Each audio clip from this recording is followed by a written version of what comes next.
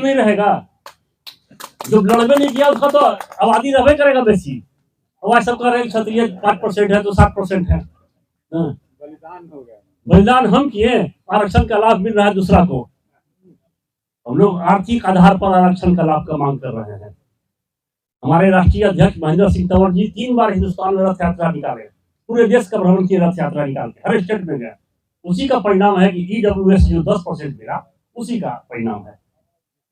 1 साल 2 साल पहले जो आपका ईडब्ल्यूएस मिला, जो उन्हीं का रथ यात्रा का पहचान है। अभी हमारे क्षत्रिय महासभा के महिला कार्यकारी अध्यक्ष हैं रीना सिंह जी, सुप्रीम कोर्ट में आर्थिक आधार पर आरक्षण के लिए उन्होंने रिट फाइल किया है, जो एक्सेप्ट हो गया। पहला बार सुप्रीम कोर्ट में जो एक्सेप्ट हुआ है वो हमारी क्षत्रिय महासभा की रीना सिंह जी हैं। आप लोग मीडिया से सब जान रहे हैं। इस पर भी हम लोग संघर्ष कर रहे हैं, आर्थिक आधार पर भी। 10% ईडब्ल्यूएस मिला है, उस पर भी तो बहुत सारी राजनीतिक पार्टियां जो है रोटी सेकने का काम कर रही है कि आपको कैसे मिल रहा है, क्योंकि आपकी आर्थिक व्यवस्था बहुत सुदृढ़ नजर आ रही है। अब हम 10% की लड़ाई नहीं लड़ रहे हैं, अब हम लड़ाई लड़ रहे हैं आर्थिक आधार पर। दबे कुछ ले, मान लीजिए गरीब का बेटा है जो बकरी चला रहा है, भैंस चला रहा है, उसको पढ़ने का पैसा नहीं है तो कहाँ से पढ़ेगा?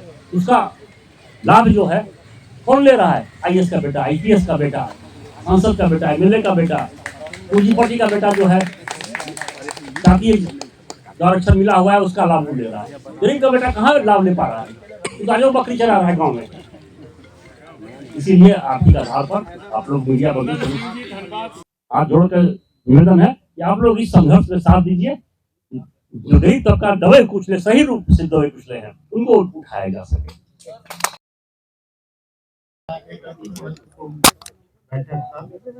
और जिसमें सभी जगह स्टेट का पदाधिकारी मनोनीत किया जा रहा है। संगठन को कैसे मजबूत किया जाए, संगठन को कैसे गांव-गांव तक इसका सभी लोगों को एकजुट करने में सफलता पाई जाए। तो मुख्य बिंदु यही था, आरक्षण का भी था, जो कि अभी आपको विस्तृत से जानकारी दिया गया है। क्षत्रिय समाज मांग करती है कि आरक्षण का लाभ सभी को मिले, ऐसे मेरिट के अनुसार होनी चाहिए। तो कुछ आप लोग प्रश्न भी पूछे जिसका कि दयानंद सिंह जी ने आप लोग को संक्षेप में बताया भी।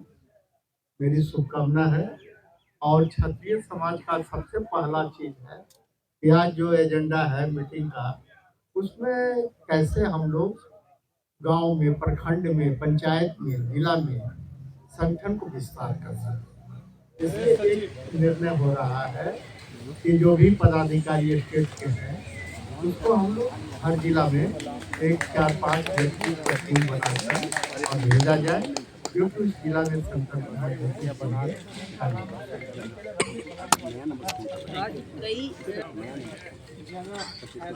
चंदन सिंह जी धनबाद बोलना चाहूँगी। मेरी सारी शक्ति आप देख रहे, मेरे पीछे सब साथ हैं हम लोग एकजुट होकर।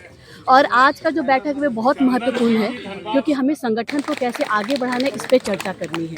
क्योंकि हम कहीं ना कहीं हम संगठन टुकड़ों में बंट रहे हैं, और अगर हम टुकड़ों में बटेंगे, संगठित नहीं रहेंगे, तो हम कुछ भी मुद्दे को लेकर आएंगे, वो ना सरकार सुनेगी, ना अधिकारी, ना समाज में उस मुद्दे को गंभीरता से लिया जाएगा। तो सबसे पहले वो सबसे अनिवार्य है कि हम सब संगठित हो, और तभी हम अपनी आवाज़ को बुलंद कर सकते हैं। तो इस बैठक में जो भी आपसी मतभेद है, जो भी हमारी गिला शिकवा है, उसको दूर करना है और प्यार से, सम्मान से, सहयोग से अपने संगठन क्षत्रिय समाज को आगे बढ़ाना है। प्रदेश सचिव, देखिए, महिलाओं के लिए भूमिका कभी ख़त्म ही नहीं होती है। हमारी भूमिका ये है कि हम हमेशा आगे रहें, हमारी बात को हमें सम्मान मिले। जैसे हम घर चलाते हैं वैसे हम समाज भी चलाएं, और समाज में राजनीतिक के रूप में भी हम आगे बढ़ें।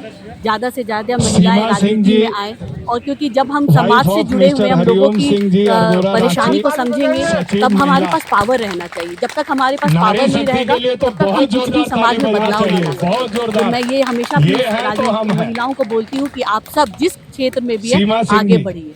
आरक्षण की बात हो रही है। देखिए, आरक्षण की यही है कि जो बच्चे जो छात्रावास में ऐसे हैं छात्राएं जिन्हें आरक्षण की ज़रूरत है, और ऐसे है कि जो जैसे आप हमें मेरे प्रदेश अध्यक्ष ने बोला कि IAS के हो या मंत्री के हो या जो भी मतलब जो स्वर्ण जाति लोग हैं जो सक्षम है अपने बच्चों को पढ़ाने के लिए, उन्हें आरक्षण की जरूरत नहीं है। पर जो ऐसे नीचे कुचले टाइप के लोग हैं जिन्हें जरूरत है, तो उन्हें बढ़ावा कैसे मिलेगा? क्योंकि उन्हें शिक्षा देनी होगी। जब तक शिक्षा नहीं मिलेगी तब तक लोग में बदलाव नहीं होगा। अगर गरीबी रेखा से जो नीचे है, क्योंकि आपके सबसे इम्पोर्टेंट है जो आज मैं आप लोगों के माध्यम से बोलना चाहती हूँ कि शिक्षा, क्योंकि आप एक लैंप के नीचे भी बैठ के पढ़ सकते हैं। आप देखते हैं कि कभी रिक्शा के वाले के बच्चे IAS बन गए, तो कहाँ से? उन्हें कहीं ना कहीं तो अब आगे जैसे समाज बदल रहा है उन्हें सुविधाएं भी चाहिए। हमेशा से पॉसिबल नहीं है, ये है कि जैसे चला जा रहा है उसी तरह से चले और आगे आदमी बढ़े। नए नए बुक्स चाहिए, उनको सुविधाएं चाहिए, तो इसलिए आरक्षण जो भी गरीबी रेखा के नीचे है उन्हें मिलना चाहिए।